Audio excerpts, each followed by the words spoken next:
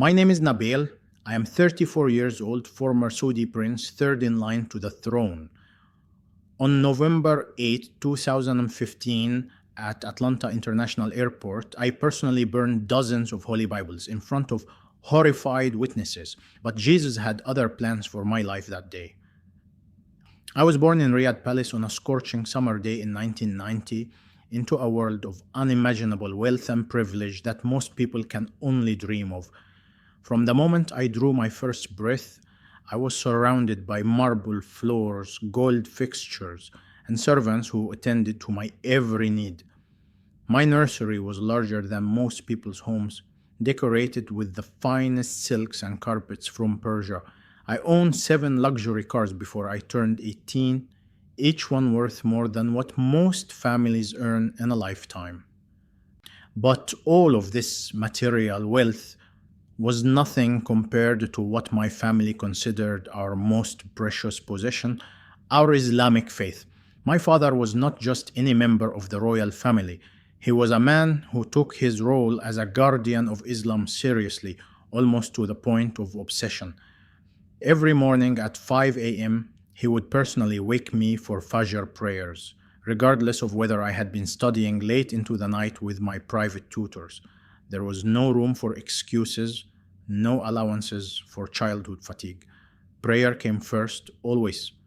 By the time I was 12 years old, I had memorized 15 complete chapters of the Quran, reciting them with perfect pronunciation and classical Arabic. My father would sit across from me during these recitation sessions, his eyes closed, nodding with approval when I hit the correct inflections and correcting me immediately when I faltered. The palace imam was a stern man with a long grey beard who smelled of frankincense and spoke in hushed, reverent tones about the sacred duty we bore as protectors of the true faith. He conducted my daily Islamic education with the intensity of a military commander preparing soldiers for battle. Every lesson was designed to reinforce one central message. We were the chosen guardians of Allah's final revelation, and it was our responsibility to protect Islam from corruption and distortion. The Imam would often say that being born into the royal family was not an accident but a divine appointment, that Allah had specifically placed us in positions of power to defend His religion. My father drilled into me constantly that I was not just a prince but a guardian of true faith. During our long walks through the palace gardens, he would explain how Western influences were poisoning the minds of young Muslims around the world. He spoke of Christianity as a religion that had once been pure but had been corrupted beyond recognition by power-hungry priests and false doctrines.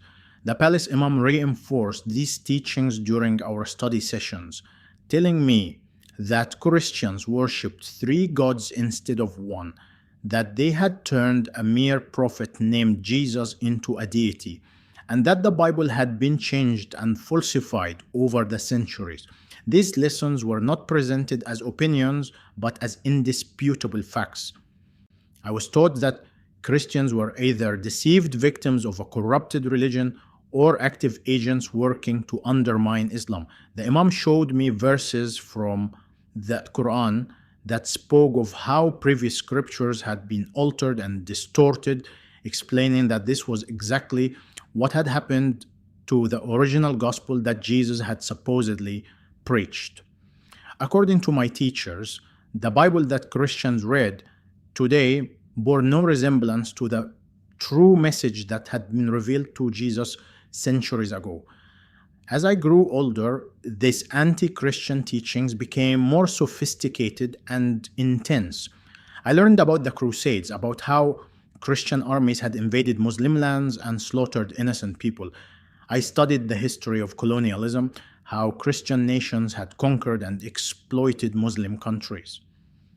Every negative interaction between Christians and Muslims throughout history was presented as evidence of Christianity's inherently aggressive and deceptive nature. The palace imam taught me that Christian missionaries were particularly dangerous because they used humanitarian work and charity as a cover for their true mission, converting Muslims away from the truth of Islam. By my teenage years, I had developed a burning hatred for anything related to Christianity. This was not a casual dislike, but a deep religious conviction that opposing Christianity was a sacred duty. When I traveled to London for education at age 16, I began what I considered my personal jihad against Christian influence. I would seek out Christian materials in hotel rooms and destroy them. Bibles, religious pamphlets, even small crosses left by previous guests would disappear during my stays. I saw myself as a holy warrior for Allah, striking small but meaningful blows against the forces of religious corruption. In 2014, during a business trip to London, I discovered a stack of Bibles in the hotel conference room where I was meeting with British investors. After the meeting concluded, I remained behind and methodically tore each Bible apart, page by page, before flushing the pieces down the toilet. The act filled me with a sense of righteous satisfaction that I had never experienced before. I was not just destroying books, I was defending the honor of Allah and protecting innocent people from spiritual deception. The following year, in 2015, I escalated my campaign during a trip to Paris. At the private jet terminal, I found a collection of French Bibles that had been left for travelers. Instead of simply destroying them in private, I decided to make a statement. I gathered the Bibles in a metal trash container and burned them in full view of airport staff and other passengers. When security tried to intervene, my diplomatic immunity protected me from any consequences. I felt powerful, victorious, like I was striking a meaningful blow for true faith against the forces of religious corruption. I believed every Bible I destroyed was a victory for Islam, every act of destruction a prayer offered to Allah. My actions were not driven by anger or hatred in the conventional sense, but by what I genuinely believed was religious devotion and spiritual duty. I saw myself as following in the footsteps of the Prophet Muhammad himself, who had reportedly destroyed idols and false religious symbols during his lifetime. This pattern of destruction continued for 2 years, growing bolder and more public with each incident. I began planning larger operations against Christian literature, envisioning ways to make even bigger statements that would demonstrate the power and superiority of Islam over what I considered the corrupted religion of Christianity. The Atlanta mission was intended to be my biggest statement yet, the culmination of years of what I believed was holy work in service of the one true God. The morning of November 8, 2015 began like any other day in the palace, but I woke up with an electric sense of anticipation coursing through my veins. This was not going to be an ordinary business trip to Atlanta. For months, I had been planning what I considered my most significant religious mission yet. The Saudi customs authorities had confiscated over 200 Bibles and Christian books from various sources over the past year, and instead of simply disposing of them quietly, I had requested that they be turned over to me for what I called a proper religious ceremony. Today, these instruments of spiritual deception would meet their righteous end on American soil in full view of the very people who revered them. My private jet sat gleaming on the tarmac at King Khalid International Airport, its cargo hold loaded with wooden crates containing the confiscated Christian materials. I had personally supervised the loading process, ensuring that every Bible, every Christian devotional book, every piece of what I considered corrupted religious literature was properly secured for the journey. As I walked around the aircraft during the final inspection, I felt like a conquering general preparing to lead his army into battle. This would not just be a destruction of books, it would be a statement to the entire Christian world about the power and authority of true Islam. My entourage for this trip consisted of 6 highly trained bodyguards and 2 religious advisors who shared my passionate commitment to defending the faith. Each man had been carefully selected not just for his professional qualifications, but for his unwavering dedication to Islamic principles. During the flight preparation, we spent time in prayer together, asking Allah to bless our mission and to use our actions to strike fear into the hearts of those who would corrupt his final revelation. The palace imam had given me his personal blessing for this operation, along with specific verses from the Quran that he said would protect us from any spiritual attacks that might come from handling the corrupted Christian materials. As our aircraft lifted off from Riyadh and climbed into the clear desert sky, I felt a profound sense of purpose and destiny. Through the oval window, I watched the familiar landscape of my homeland disappear beneath the clouds, but my mind was already focused on what awaited me in Atlanta. I had contacted several American media outlets hinting that a significant religious statement would be made at Hartsfield-Jackson Airport. I wanted American Christians to see their holy book reduced to ash and to understand that their religion held no power over true believers like myself. During the long flight across continents and time zones, I used the time to review the religious justifications for what I was about to do. The palace imam had provided me with detailed theological arguments explaining why the destruction of corrupted scriptures was not only permissible but actually required by Islamic law. He had reminded me of historical precedents, of how the early Muslim armies had purified conquered territories by removing false religious symbols and texts. I was not committing vandalism or destruction. I was performing a sacred duty that connected me to generations of faithful Muslims who had defended the purity of Allah's message. We touched down at Atlanta's International Airport at exactly 3:47 p.m. Eastern Standard Time. The November air was crisp and cool as we disembarked at the private terminal, a stark contrast to the warm desert climate I had left behind in Saudi Arabia. The terminal staff had been notified in advance about my diplomatic status, and they maintained a respectful distance as my security team began unloading the wooden crates from the cargo hold. I could see curiosity and confusion in their eyes as they watched box after box being transferred to the terminal building, but my immunity meant they could ask questions without receiving answers. Inside the private terminal, I had my team arrange the Bibles and Christian books in large metal containers that I had specifically requested for this ceremony. The sight of hundreds of volumes of what I considered spiritual poison laid out before me filled my heart with righteous anger. Each book represented thousands of people who had been led astray from the truth of Islam, countless souls who had been deceived by the corrupted teachings contained within those pages. As I walked among the containers, I felt the weight of my responsibility as a defender of true faith. The audience began to gather as word spread through the airport about what was taking place. American business partners who had come to meet me stood in shocked silence as they realized what I was preparing to do.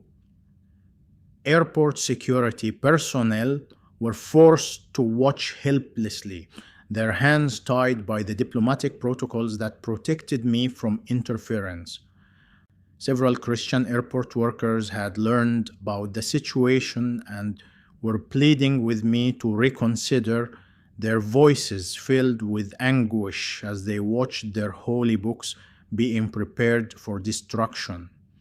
I began the destruction ceremony with Islamic prayers, raising my hands toward Mecca and reciting verses from the Quran that spoke of Allah's victory over false religions. The familiar Arabic words filled me with strength and conviction, reminding me that I was not acting alone but as an instrument of divine will. My advisors joined me in prayer, their voices harmonizing with mine as we asked Allah to accept this offering and to use it as a blow against the forces of spiritual darkness that sought to lead people away from His truth. At exactly 4:15 p.m., I struck the first match and held it to the pages of a large study Bible. The flame caught immediately, spreading across the thin pages with hungry orange tongues that seemed to dance with joy at their work of purification. The smell of burning paper and ink filled the air, and I watched with deep satisfaction as the words that had deceived so many people were reduced to smoke and ash. Each flame felt like a prayer to Allah. Each page consumed by fire was a small victory for truth over falsehood. For nearly an hour, I systematically worked through container after container of Christian materials.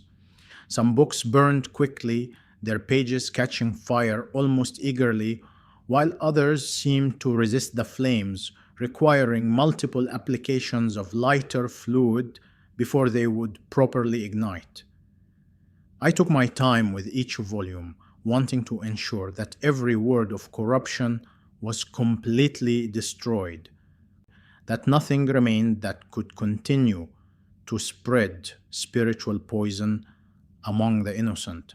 I had deliberately saved one Bible for the very end of the ceremony, a small leather-bound King James version that appeared to be well used and well loved. This would be my grand finale, the culminating moment of my religious statement. Instead of simply throwing it into the fire like the others, I planned to tear it apart page by page before burning each section individually. I wanted the watching Christians to see their most sacred text dismantled piece by piece, to understand the powerlessness of their false religion when confronted by the truth of Islam. As I lifted that final Bible in my hands, preparing to open it and begin the methodical destruction that would complete my mission, I had no idea that I was about to encounter the very God I thought I was fighting against. The small leather-bound Bible felt surprisingly heavy in my hands as I lifted it from the metal container. Its worn cover spoke of years of use, of countless hands that had turned its pages seeking comfort and truth. For a moment I hesitated, no, not out of respect, but out of a desire to savor this final act of what I believed was righteous destruction. This was my grand finale, the culminating moment of a mission that had consumed my thoughts for months. I wanted to make it memorable, to ensure that every Christian witness would understand the powerlessness of their false religion when confronted by the authority of true Islam.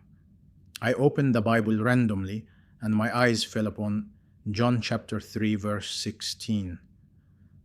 The words were printed in simple black ink on thin yellowed pages that had clearly been read many times before.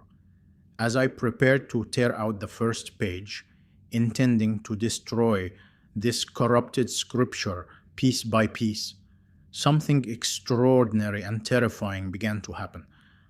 A warmth unlike anything I had ever experienced started spreading through my chest, beginning as a small sensation near my heart and radiating outward through my entire body with increasing intensity. At first, I thought perhaps I was having some kind of physical reaction to the smoke from the burning books around me. The terminal had become quite thick with the acrid smell of burning paper and binding glue. But this warmth was different from anything that could be explained by environmental factors. It felt alive, purposeful, as if it were coming from somewhere outside of myself and flowing into every cell of my being. My hands began to tremble slightly as I held the open Bible, and I found myself staring at those words in John 3:16 with an inexplicable fascination. Then the light began to appear. It started as just a faint glow around the edges of my vision, so subtle that I initially dismissed it as a trick of the airport lighting reflecting off the smoke in the air. But the brightness grew steadily stronger, becoming more focused and intentional until it was blazing with an intensity that should have blinded me completely. Yet somehow, impossibly, I could look directly into this brilliant radiance without any pain or discomfort to my eyes. The light seemed to be emanating from everywhere and nowhere at the same time, filling the entire terminal while remaining completely invisible to everyone else around me. My bodyguards were still standing in their usual protective formation, scanning the crowd for potential threats, completely unaware of the supernatural phenomenon that was unfolding before their prince. The airport staff continued their nervous observations of my ceremony, their faces showing concern and confusion, but no recognition of the blazing light that was now surrounding me like a divine spotlight. I realized with growing amazement and terror that this experience was meant for me alone, that whatever was happening was a personal encounter that transcended the physical realm entirely. It was in that moment of brilliant, overwhelming light that I heard the voice. It spoke in perfect classical Arabic, the same formal dialect that I had been taught since childhood for reciting the Quran and conducting royal ceremonies. The voice carried absolute authority and infinite compassion simultaneously, qualities that seemed impossible to combine, yet were perfectly unified in those words that pierced straight through to my soul. Nabil, the voice said, and hearing my name spoken with such intimate knowledge sent shock waves of recognition through my entire being. Why are you persecuting me? The question hung in the air around me like a physical presence, demanding an answer that I was completely unprepared to give. Persecuting? I was not persecuting anyone. I was defending the truth of Islam against the corruptions of Christianity. I was performing a righteous act of purification, destroying false scriptures that led people away from the path of Allah. How could this be called persecution? Yet even as these thoughts rushed through my mind, a deeper understanding began to dawn on me, a horrifying realization that the voice was speaking about something far more serious than I had ever imagined. The vision began to manifest within the blazing light, taking shape slowly at first and then with stunning clarity.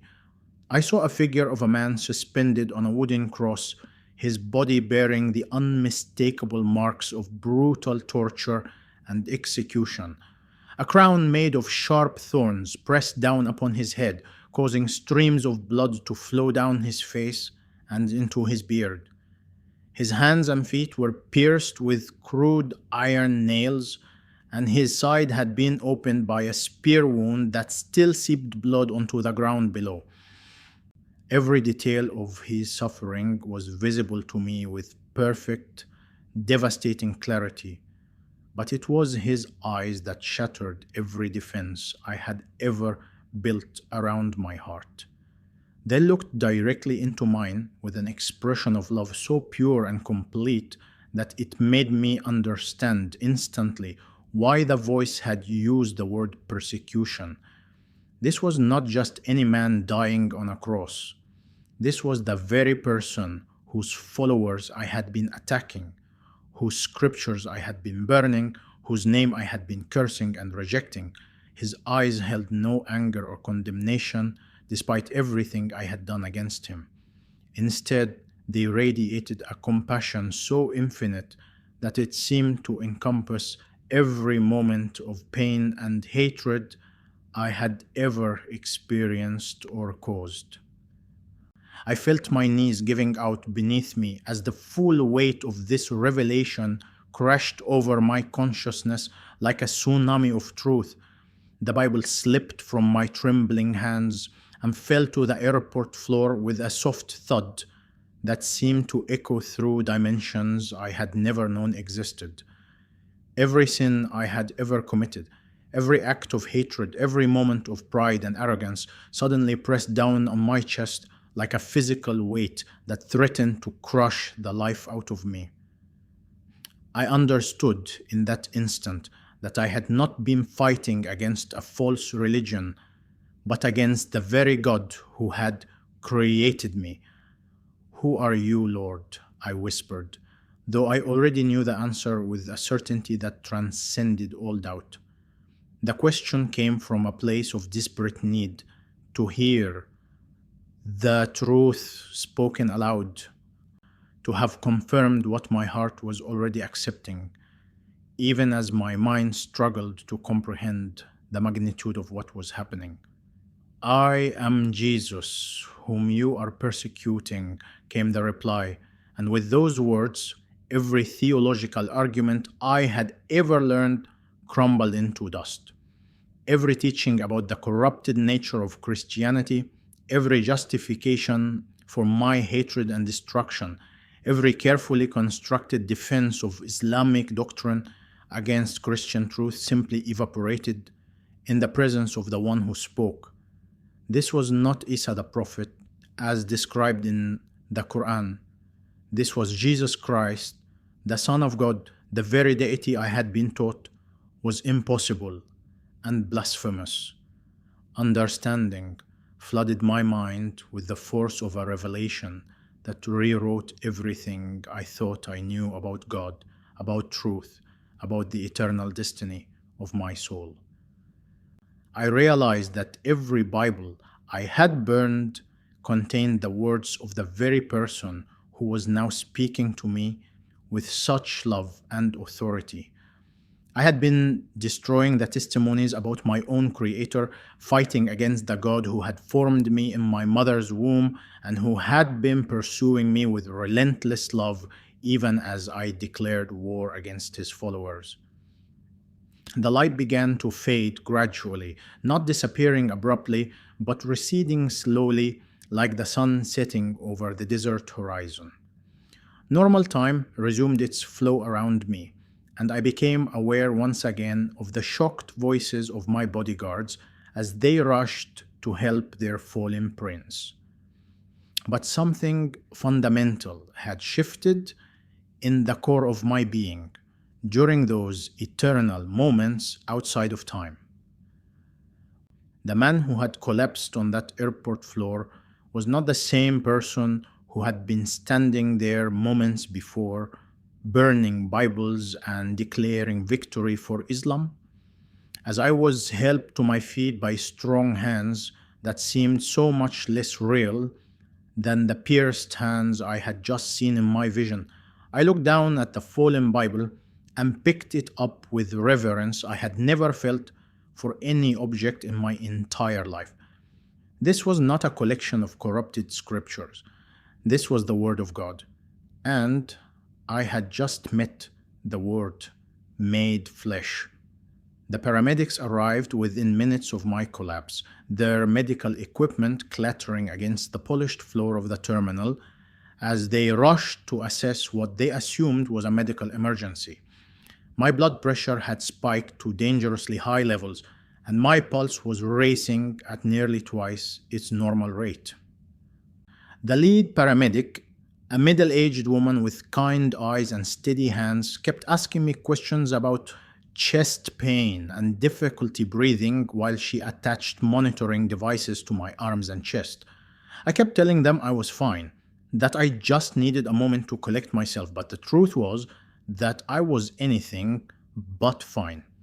Everything I had believed about God, about truth, about my very purpose in life had been shattered in a matter of minutes. My head of security, a man who had protected me for over 5 years and knew my patterns better than anyone, could see that something profound had happened beyond a simple medical episode. His trained eyes scanned my face for signs of what might have triggered such a dramatic physical response. I could tell he was running through possibilities in his mind: poison, assassination attempt, some kind of psychological warfare from American intelligence agencies. The idea that his prince had just encountered the risen Christ would never have entered his calculations, and I certainly was not going to enlighten him about the supernatural nature of what had just occurred. The airport security team was equally baffled by the sudden turn of events. One moment I had been systematically destroying Christian materials with calm determination, and the next I was on the floor, trembling and barely able to stand. They whispered among themselves, speculating about whether this was some kind of elaborate performance or a genuine medical crisis. Some of them seemed almost relieved that my destructive ceremony had been interrupted, though they maintained their professional composure throughout the emergency response. I insisted repeatedly that I was well enough to travel, that this had been nothing more than exhaustion from the long flight and the stress of international travel. The paramedics were reluctant to release me without a full hospital evaluation, but my diplomatic status and the insistence of my security team eventually persuaded them to clear our immediate departure. As we prepared to board the aircraft for our rushed return to Saudi Arabia, I caught glimpses of the Christian airport workers who had witnessed my collapse. Their faces showed genuine concern for my well-being, despite the fact that I had just spent an hour destroying the book they considered sacred. This kindness in the face of my hostility disturbed me in ways I could not yet articulate. During the long flight back across the Atlantic, I sat in my private cabin staring out at the endless expanse of clouds below, my mind racing as I tried to process what had happened in that Atlanta terminal. The rational part of my brain kept searching for logical explanations, hallucinations brought on by stress, some kind of psychological breakdown triggered by the pressure of public performance, even the possibility that I had been drugged by American intelligence operatives. But no matter how hard I tried to find alternative explanations, I could not escape the overwhelming certainty that I had encountered something real and supernatural. The voice I had heard speaking my name in perfect Arabic continued to echo in my memory with startling clarity. That was not the kind of detail that would emerge from a stress-induced hallucination or a psychological break. The voice had carried an authority and intimacy that felt more real than any human conversation I had ever experienced.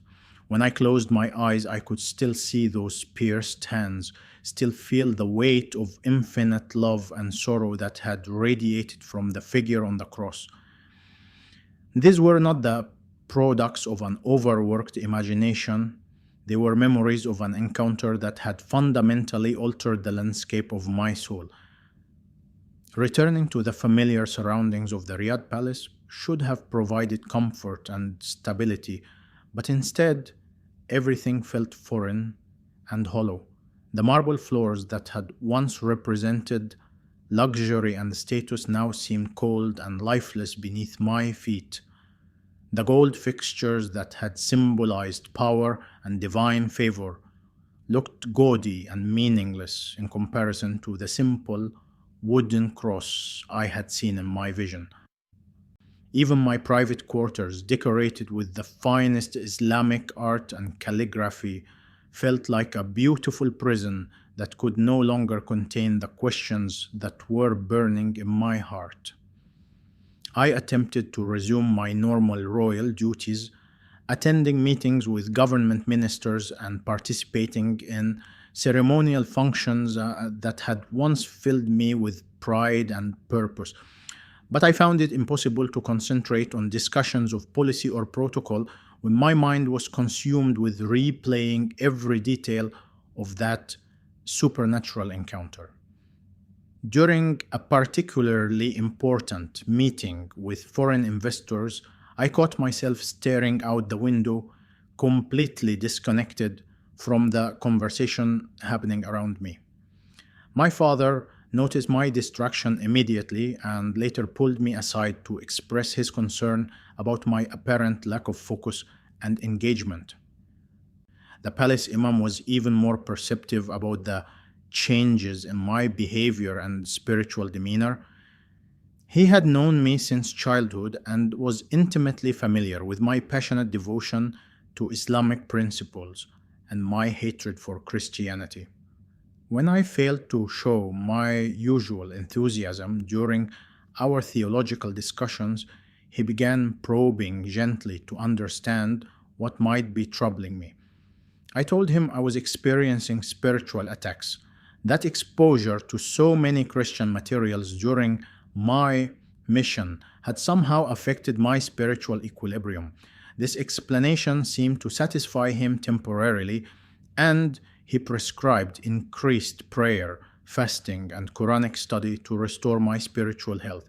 But following his prescribed remedies only made my internal conflict more intense. Every time I attempted to pray in the traditional Islamic manner, facing toward Mecca and reciting the familiar Arabic phrases I had known since childhood, I found myself thinking about that voice calling my name and asking why I was persecuting him.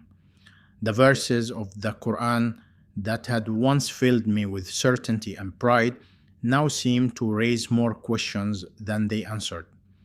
I began paying attention to passages I had previously overlooked, particularly those that spoke about Isha, the figure Muslims knew as Jesus the Prophet.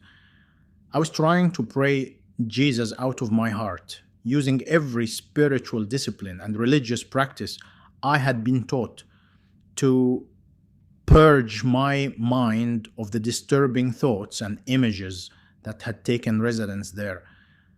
I spent hours in additional prayers beyond the required 5 daily sessions.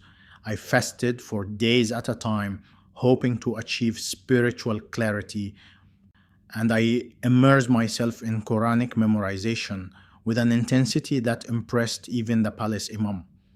But the harder I tried to forget that encounter in Atlanta, the more vividly it seemed to burn in my memory, and the more questions it raised about everything I had been taught to believe. The most disturbing aspect of my internal struggle was the growing realization that I could no longer maintain the passionate hatred for Christianity that had once defined so much of my religious identity. When I tried to summon the righteous anger that had motivated my destructive missions, I found instead a troubling curiosity about the man I had seen on the cross. That voice had spoken to me with such authority and love that I could not simply dismiss him as a corrupted prophet or a false deity. Something deep within me was beginning to acknowledge that I had encountered someone far greater than my religious training had ever allowed me to consider. Night after night, I lay in my luxurious bed, staring at the ornate ceiling of my palace bedroom, replaying that conversation over and over in my mind. I was fighting a war between my head and my heart, between everything I had been taught to believe and everything I had experienced in that blazing light at the Atlanta airport.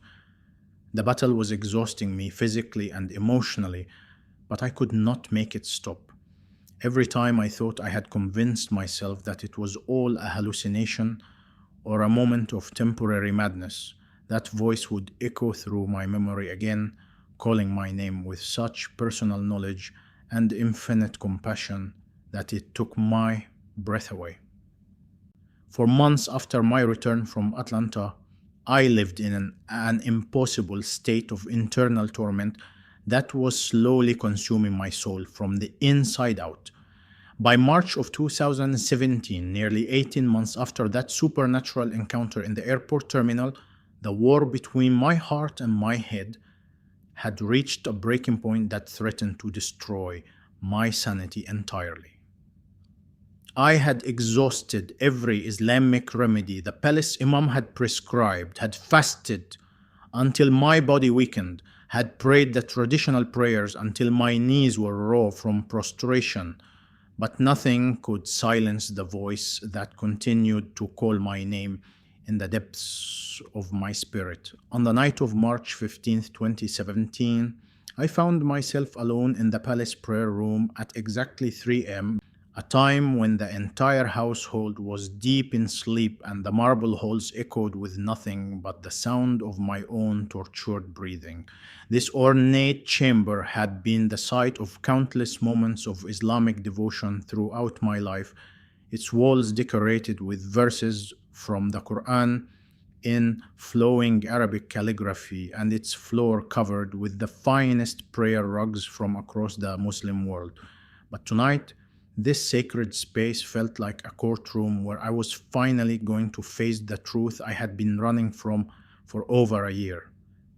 I had come to this moment of crisis gradually, like a man walking slowly toward the edge of a cliff, while knowing exactly where each step was leading him.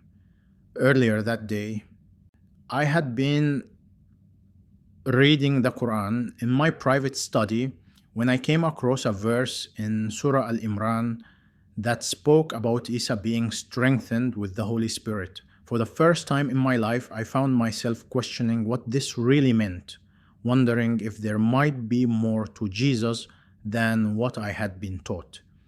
The questions that followed were like dominoes falling in my mind, each one triggering the next until the entire structure of my religious worldview was trembling on its foundation.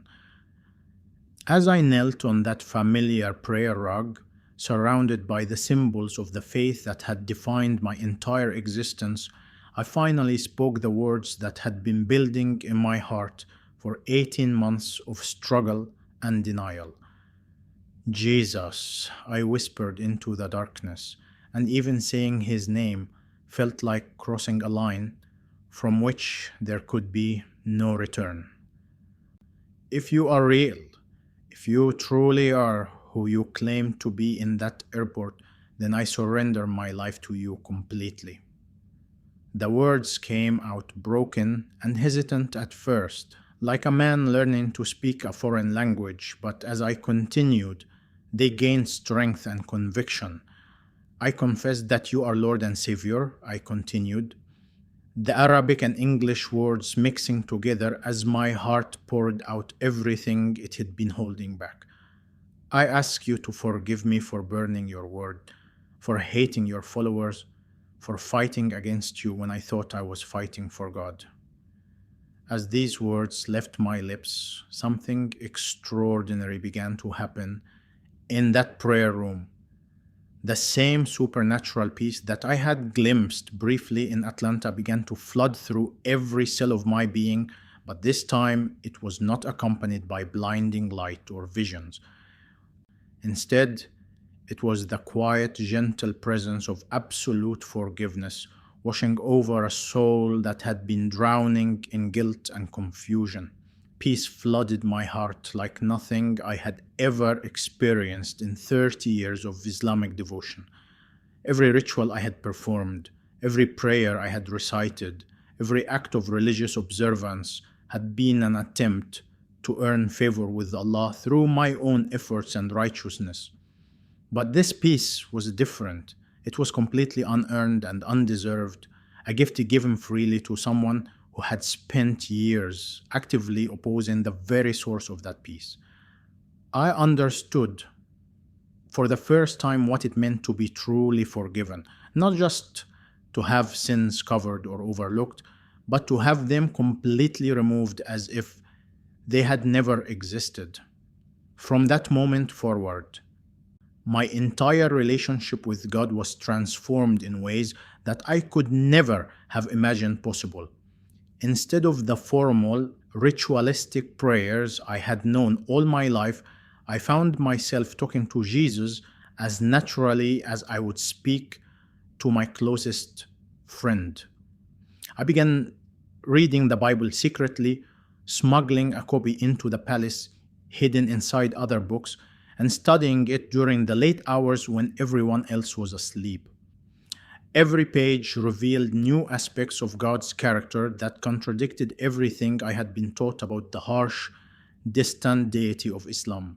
The change in my heart was immediate and undeniable, but living this new reality within the confines of the Saudi palace presented challenges that grew more complicated with each passing day. I had to maintain my public role as a Muslim prince while secretly believing in Jesus Christ as my Lord and Savior. Every morning I attended the required Islamic prayers, moving through the familiar motions, while my heart was crying out to Jesus for strength to endure another day of deception. I sat through religious instruction sessions with the palace imam, nodding appropriately at teachings that I now knew were leading people away from the truth. My family began noticing subtle changes in my behavior and attitude that I thought I was concealing successfully. My mother, who had always been particularly attuned to my emotional states, kept asking why I seemed different, why I appeared to be carrying some kind of burden that was affecting my usual confidence and enthusiasm. My father noticed my lack of religious fervor during family devotional times, the way I seemed distracted and uncommitted during discussions of Islamic theology and politics. These observations created a growing tension in family relationships that I knew would eventually reach a crisis point. The palace imam was the most perceptive observer of the changes taking place in my spiritual life. He had known me since childhood and was intimately familiar with my passionate hatred for Christianity and my zealous devotion to Islamic principles. When he began finding Christian materials hidden in my quarters during routine security inspections, the facade I had been maintaining for months finally crumbled completely. The discovery of a well-worn Bible tucked behind some business documents in my private study triggered an emergency family meeting that would force me to choose between my crown and my cross. The confrontation took place in the formal reception hall of the palace, with my father, several uncles, and the palace imam seated around the ornate table where important family decisions had been made for generations. The atmosphere was tense and formal, charged with the kind of gravity reserved for matters that could affect the honor and security of the entire royal house. They presented the evidence of my secret Christian activities with the solemnity of prosecutors laying out a case against a traitor to the state. The ultimatum they delivered was simple and absolute: publicly renounce any interest in Christianity, destroy the Christian materials that had been found in my possession, and recommit myself completely to Islamic faith and practice, or face permanent exile from Saudi Arabia and the loss of all royal privileges, titles, and family connections. They gave me 24 hours to make my decision, 24 hours to choose between the comfortable life of privilege I had always known and the uncertain future that would await me as a Christian convert in a world that would view me as either a traitor or a lunatic. I spent that final night in the palace walking through rooms that had been my home for 27 years, touching familiar objects, and revisiting memories of a life that was about to end forever. The weight of what I was about to sacrifice pressed down on me with almost unbearable force. I was not just giving up material wealth and political power, I was choosing to lose my family, my identity, my entire social and cultural foundation. But every time I wavered in my resolve, I remembered that voice calling my name in Atlanta and the peace that had filled my heart when I surrendered to Jesus. The next morning, standing before my family in that same formal reception hall, I made the declaration that would change the trajectory of my life forever. I have found the truth in Jesus Christ, I announced with the strength that surprised even me. I cannot and will not deny what God has revealed to my heart, even if it costs me everything else in this world. The silence that followed was deafening, broken only by the sound of my mother weeping and my father's whispered prayers asking Allah to forgive his son's madness. I chose my cross over my crown that day, walking away from the palace with only the clothes on my back and the small Bible that had started this entire journey. Behind me lay 27 years of luxury, privilege, and family connection. Ahead of me stretched an unknown future filled with uncertainty, persecution, and the constant threat of assassination from extremists who would view my conversion as an unforgivable betrayal of Islam. But I also carried with me the unshakable peace of knowing that I had finally found the truth, and that truth had set me free in ways that no earthly crown could ever accomplish. Seeking asylum in the United States was a process that stripped away every remaining vestige of the privileged life I had known for 27 years. I arrived at Atlanta International Airport in May of 2017, the same terminal where I had burned Bibles just 18 months earlier, but this time I came as a refugee carrying nothing but a small suitcase and the worn Bible that had become my most precious possession. The irony was not lost on me that the country I had once viewed as the heart of Christian corruption was now my only hope for safety and freedom to practice my newfound faith. The asylum interview process was grueling and humiliating in ways that my royal upbringing had never prepared me to handle. Immigration officials questioned every detail of my story with understandable skepticism, struggling to believe that a Saudi prince would voluntarily give up everything for a religious conversion. They wanted documentation, witnesses, proof of the persecution I claimed to face. But how do you provide evidence for a supernatural encounter that only you experienced? How do you explain to government bureaucrats that the voice of Jesus Christ had called your name and changed your heart forever? Living in a small one-bedroom apartment near downtown Atlanta was a shock to every sense I possessed. From palace rooms larger than most houses to 400 square feet of basic living space, from servants attending to my every need, to learning how to operate a washing machine and cook simple meals for myself. The apartment was located in a neighborhood that most Americans would consider modest and unremarkable. But for someone who had never lived anywhere but royal palaces, it represented a completely foreign world of ordinary human existence. But I was finally free to read my Bible openly without fear of discovery, free to pray to Jesus without having to hide in dark corners, free to seek fellowship with other believers without risking my life or the safety of those around me.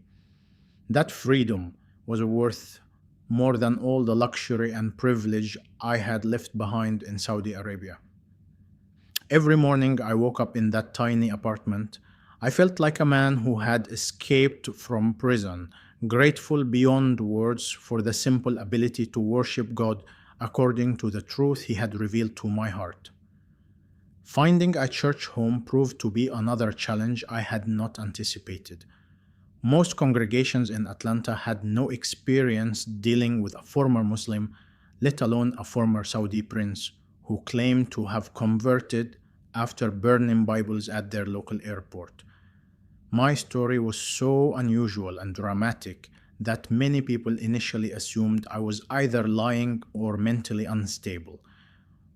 But eventually, I found a small Baptist church on the south side of the city where the pastor and congregation were willing to take a chance on the stranger with the incredible testimony.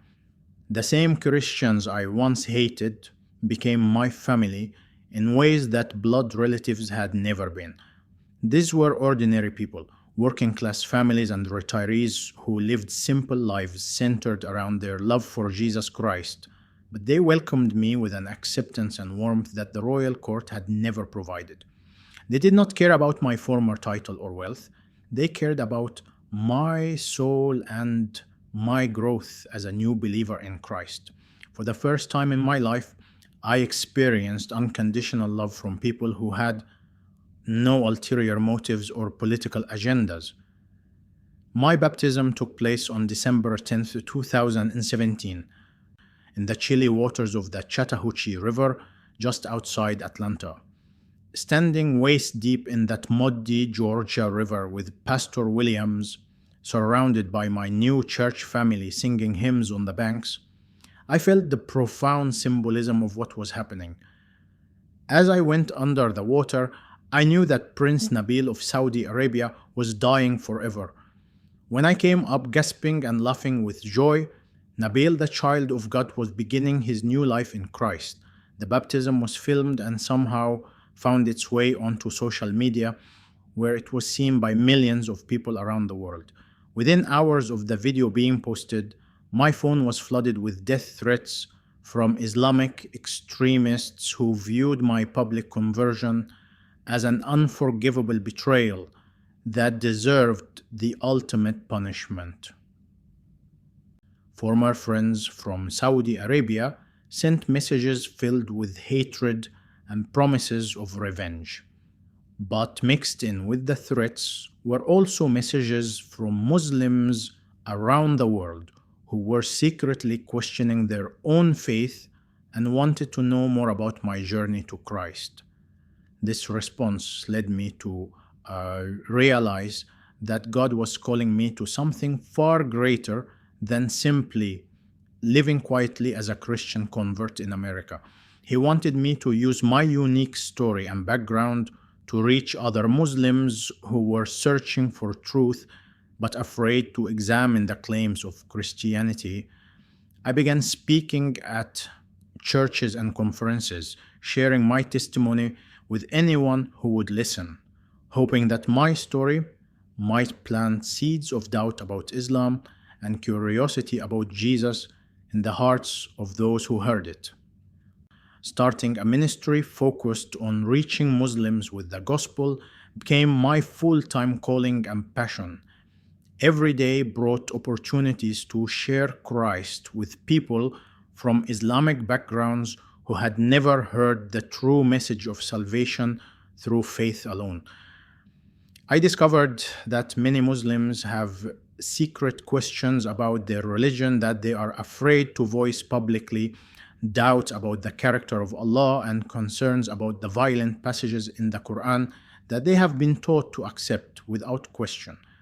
Bible distribution became a central part of my ministry work. And the irony was not lost on me that I now spent my days giving away the same book I had once burned with religious fervor. Every Bible I handed to a seeking Muslim felt like an act of redemption, a small way of making amends for the destruction I had caused in my days of ignorance and hatred. I have personally distributed thousands of Bibles in multiple languages, praying over each one that it would find its way into the hands of someone whose heart was prepared to receive the truth about Jesus Christ. The ministry grew rapidly as word spread about the former Saudi prince who had converted to Christianity and was now dedicating his life to sharing the gospel with Muslims. Speaking invitations came from churches across America and eventually from other countries where there were significant Muslim populations. Each opportunity to share my testimony was a chance to demonstrate that no one is too lost, too hateful, or too committed to false religion for God to reach and transform completely.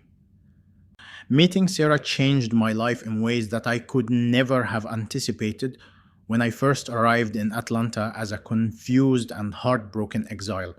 She was a member of my church, a nurse who worked at the local hospital, and had been praying for my ministry since the day I first walked through the church doors.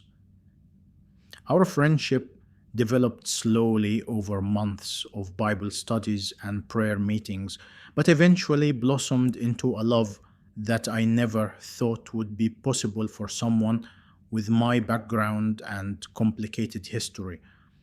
Our wedding took place in the same church where I had been welcomed as a new believer, surrounded by the Christian family that had embraced me when my biological family had rejected me.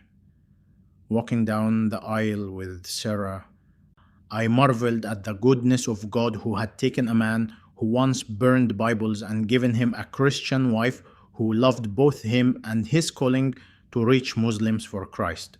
Our honeymoon was actually a mission trip to Turkey where we distributed Bibles to refugees and shared our testimony with anyone who would listen. Now ask yourself this question: what is God asking you to surrender in your own life?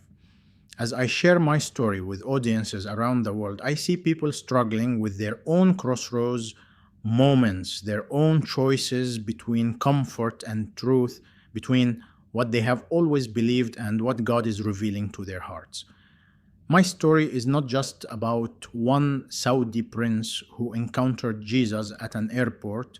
It is about the universal human need to respond to God's call, even when that response costs us everything we think we value. If Jesus can save a Saudi prince who burned Bibles, he can save anyone. The same divine love that pursued me through my hatred and ignorance is pursuing you right now, calling your name with the same authority and compassion that stopped me in my tracks that day in Atlanta. Maybe you have been running from God like I was.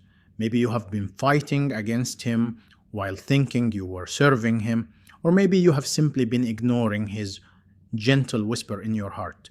We are expecting our first child in the spring, a daughter who will grow up knowing Jesus from her very first breath, surrounded by the love and truth that I discovered so late in my own life.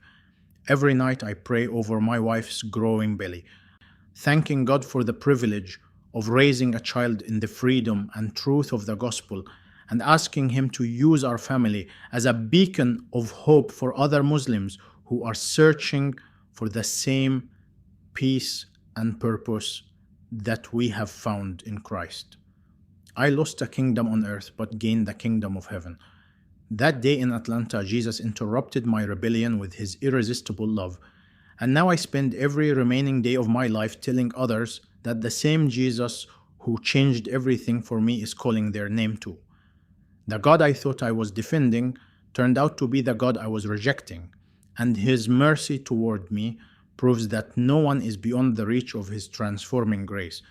If my story has touched your heart in any way, especially if you come from a Muslim background like I do, I want you to know that Jesus is calling you by name, just like He called me. Do not wait for a dramatic supernatural encounter like mine. Respond to His gentle whisper today and discover for yourself that He truly does change everything